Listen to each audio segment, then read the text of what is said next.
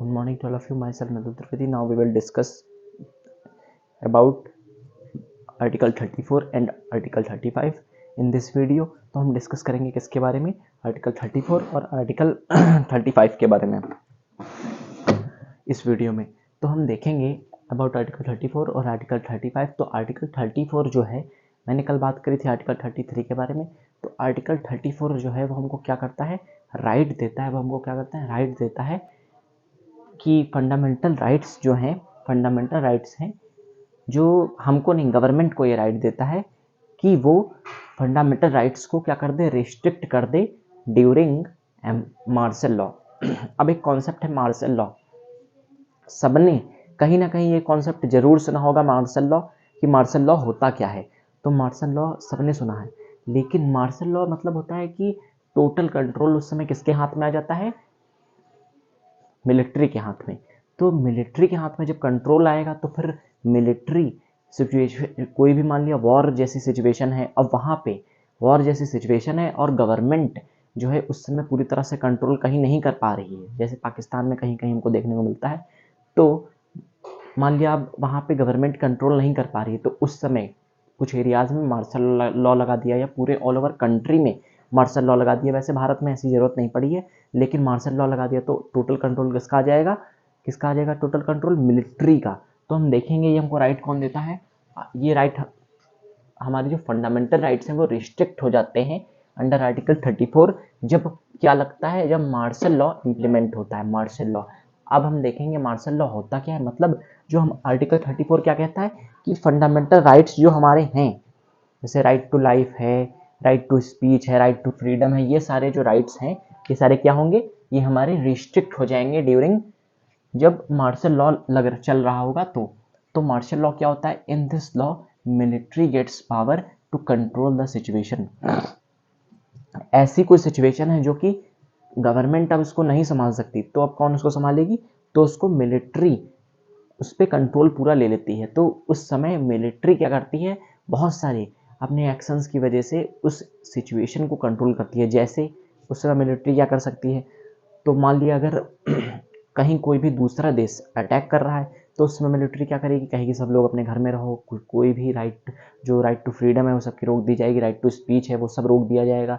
और क्या होगा, पूरी तरह से कंट्रोल होगा मिलिट्री में। इवन कोई गवर्नमेंट ऑफिसर भी होगा, अगर वो मतलब ऐसा कहे कि हमारा तो फंडामेंटल राइट है, राइट टू लाइफ है, ये सब, तो उस समय क्योंकि कंट्रोल मिलिट्री के हाथ में है, तो वो उनके अगेंस्ट भी आर्मी के अगर जो जवान है वो जा सकते हैं। क्यों, ताकि उस समय मार्शल लॉ लगा हुआ है और उस समय सब कुछ जो गवर्नमेंट है या कुछ भी जो है सुप्रीम पावर, तो वो सब कुछ कौन है, उस समय आर्मी होती है ड्यूरिंग मार्शल लॉ। और गवर्नमेंट भी ऐसी सिचुएशन में फॉलो करेगी किसको, किसको फॉलो करेगी, मिलिट्रियन को, जो जो मिलिट्री में होंगे मेंबर्स उनको, आर्मी को, यानी कि फिर this power is given to military officers in martial law. ये जो पावर है, ये जो पावर है, ये मिलिट्री ऑफिसर्स को मोस्टली दी जाती है, जैसे जनरल है, कमेडी है, जो कर्नल हैं और ब्रिगेडियर हैं, इन्हीं सबको पावर्स मिलती हैं जिनके थ्रू वो लोग अलग अलग एरिया में मार्शल लॉ को अप्लाई करते हैं, ये सारी चीज़ें। लेकिन ये सब ऐसी सिचुएशंस में होती है जब सिचुएशन बहुत क्रिटिकल हो और संभल ना पाए वहाँ की गवर्नमेंट की वजह से, या फिर वहाँ डिस्ट्रिक्ट नहीं संभाल पा रहा है। तो फिर जब डिस्ट्रिक्ट नहीं संभाल पाएगा, डिस्ट्रिक्ट अथॉरिटी जो होगी, मतलब डिस्ट्रिक्ट मजिस्ट्रेट हो या बीएसए हो, जो भी हैं डिस्ट्रिक्ट लेवल पे एसपी वगैरह, तो जब वो नहीं संभाल पाएंगे तो फिर क्या होगा, तो फिर उससे हायर कोई होगा वो संभालेगा, जैसे कमिश्नर। तो और फिर क्या होगा, मंत्री जी वो भी संभालेंगे, फिर पूरी गवर्नमेंट कोशिश करेगी कुछ संभालने की। लेकिन अगर मान लिया किसी एरिया में सिचुएशन आउट ऑफ कंट्रोल है, तो क्या होगा, मार्शल लॉ लगा दी जाएगी। और जैसे बहुत सारे कोई आंदोलन भी हो सकते हैं, ऐसे आंदोलन जिसकी वजह से लग रहा है कि जो कंडीशन है वो डिस्टर्ब हो सकती है, तो वहाँ पे मार्शल लॉ लगा दिया, मतलब सब लोग घर में रुकेंगे, अब कोई बोलेगा नहीं, सबके फंडामेंटल राइट्स जो हैं वो रिस्ट्रिक्ट कर दिए कुछ समय के लिए। तो क्या होगा, ड्यूरिंग मार्शल लॉ क्या होते हैं, हमारे राइट्स जो होते हैं रिस्ट्रिक्ट हो जाते हैं, बंद हो जाते हैं। उस समय हम ये नहीं दावा कर सकते कि हमारे पास राइट टू लाइफ है, राइट टू फ्रीडम है, तो हम कहीं भी टहलेंगे, ऐसा नहीं हो सकता, क्योंकि मिलिट्री पावर आती ही तभी है जब कोई बहुत क्रिटिकल सिचुएशन होती है। तो ये होता है मार्शल लॉ। तो एक केस आया एडीएम जबलपुर केस।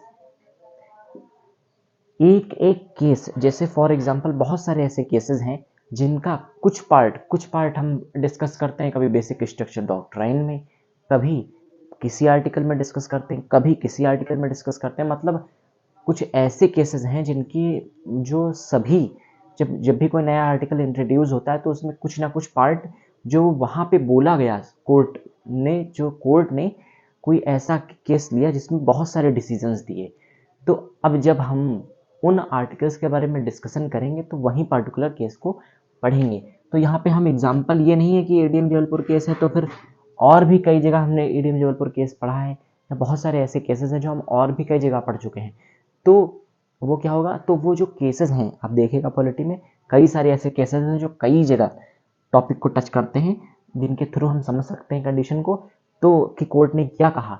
तो ऐसी कंडीशन में जो केसेस हैं तो वो हम एग्जाम्पल जब लिखेंगे, जैसे कोई आर्टिकल, जैसे आर्टिकल 34 है, तो उस समय जब हम केस में एग्जाम्पल में लिख सकते हैं एडीएम जबलपुर केस, तो किसको सुपरिटी देंगे कि आर्टिकल 34 से रिलेटेड हम उसमें बातें लिखेंगे। ये नहीं कि एडीएम जबलपुर केस में और क्या बातें कहेंगे उससे हमें मतलब नहीं, हमको किससे मतलब है कि जो मार्शल लॉ है उससे रिलेटेड जो अगर उसमें बातें कही गई हैं तो हमारे लिए वो सही है, वरना फिर हमारे लिए यूजफुल नहीं है। तो एडीएम जबलपुर केस में क्या कहा गया कि court held that martial law is different from emergency, क्योंकि ये इमरजेंसी के दौरान का केस है। तो यहाँ पे कहा कि जो मार्शल लॉ है वो डिफरेंट है किससे, इमरजेंसी से। इमरजेंसी जो होती है उसमें क्या होता है, कोर्ट के पास कोई राइट नहीं होती है। इमरजेंसी ऐसी सिचुएशन होती है जिसमें कोई भी तरह से किसी के पास राइट नहीं होता है। और क्या होता है, जो मान लिया अगर इलेक्शन भी होने वाले हैं तो भी वो टल जाएंगे कुछ समय के लिए, तो ऐसा हो सकता है। तो इमरजेंसी, एक बार केवल इमरजेंसी लगी है 1975 में। मार्शल लॉ तो अभी एग्जिस्ट नहीं करता है, कुछ स्टेट में कुछ जगहों पे एग्जिस्टेंस कभी कभार देखा गया, लेकिन कोई खास मार्शल लॉ जो इंडिया में इम्प्लीमेंट हुआ ऐसा नहीं है। हाँ, तो लेकिन हमको इसको पढ़ना तो ही है। तो एडीएम जबलपुर केस जो है इसमें क्या कहा कि court held martial law is different from emergency, ये इमरजेंसी से डिफरेंट है। In this law article 32 can be suspended, can not be suspended. मतलब मार्शल लॉ में क्या होगा, आर्टिकल 32 जो है, मतलब जो रिट्स हैं, राइट टू कॉन्स्टिट्यूशनल रेमेडीज जो हैं वो सस्पेंड क्या होंगी, नहीं होंगी।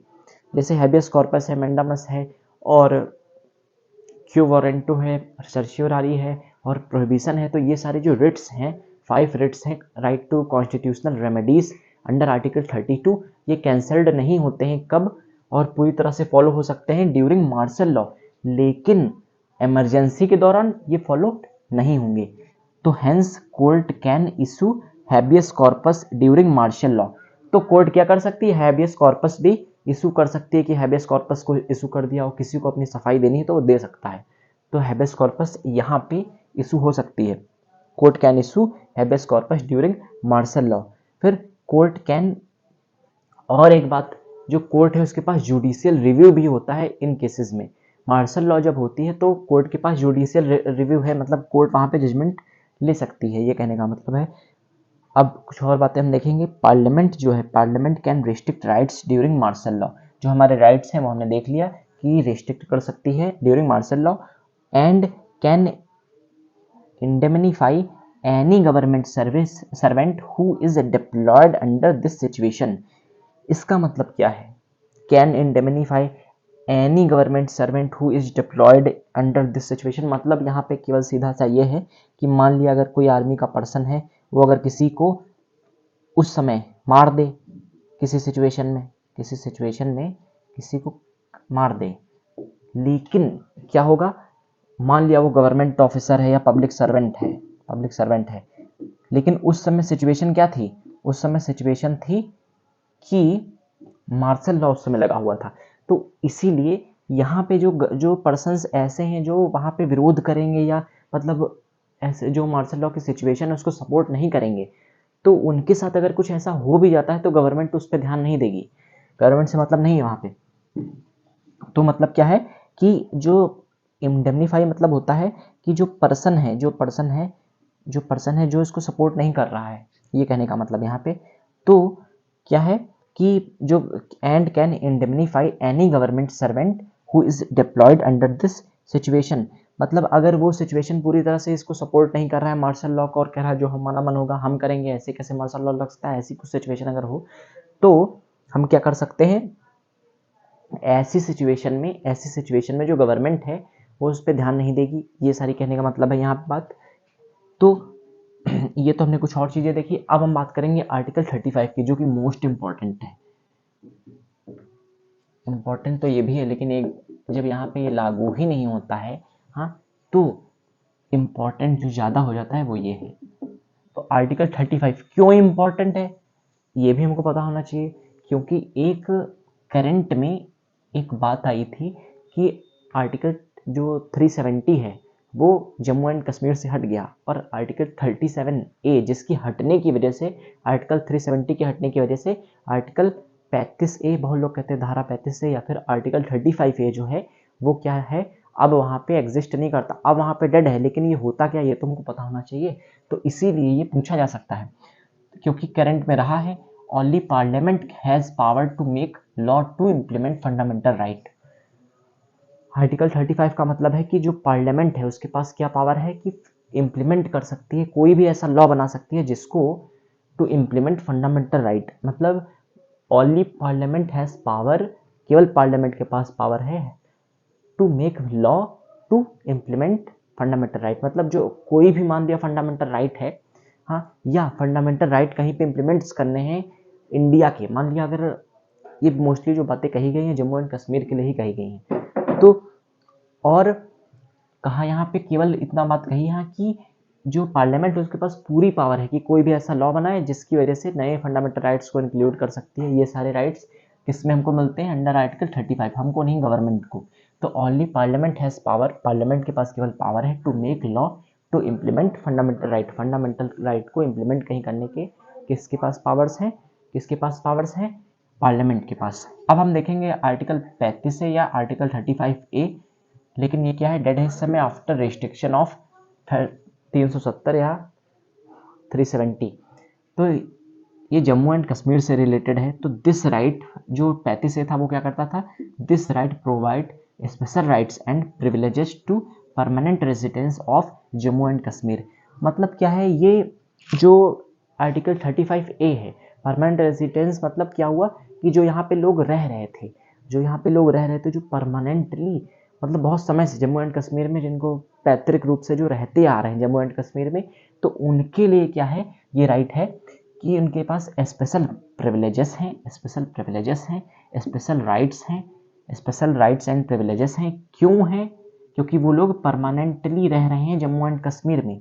जब बंटवारा हुआ था पाकिस्तान से, तो जम्मू एंड कश्मीर का जो कुछ एरिया था, तो वहाँ पे ऐसा था कि वो पूरी तरह से ना ही हिंदुस्तान में था ना ही वहाँ पाकिस्तान में, तो गिना तो इंडिया में ही जाता था, लेकिन वो एक ही शर्त पे अलग हुआ था कि वहाँ पे क्या हो, जो झंडा हो वो वहीं का हो, हाँ, जो वहाँ के जो लॉज हो वो अकेले वहाँ पार्टिकुलरली इंडियन गवर्नमेंट का मतलब कोई खास रोल ना हो, वहाँ की जो गवर्नमेंट चाहे वहीं खास रोल वहाँ का रहे। मतलब ज़्यादातर लॉज जो हो अकॉर्डिंग टू स्टेट गवर्नमेंट हो, वहाँ पे ज़्यादा, मतलब जो नेशनलिटी है एज अ इंडिया वो फॉलो ज़्यादा ना होने पाए जम्मू एंड कश्मीर पे, ये हुआ करता था पहले। लेकिन अब क्या है, जब से धारा 370 या आर्टिकल 370 जब से हटा है, तो क्या हुआ, तो 35A ये भी डेड हो गया कि ये जो स्पेशल राइट्स देता था जम्मू एंड कश्मीर के पीपल्स को, जो वहाँ परमानेंट रेजिडेंस में थे, मतलब जो वहाँ परमानेंटली रहते थे, तो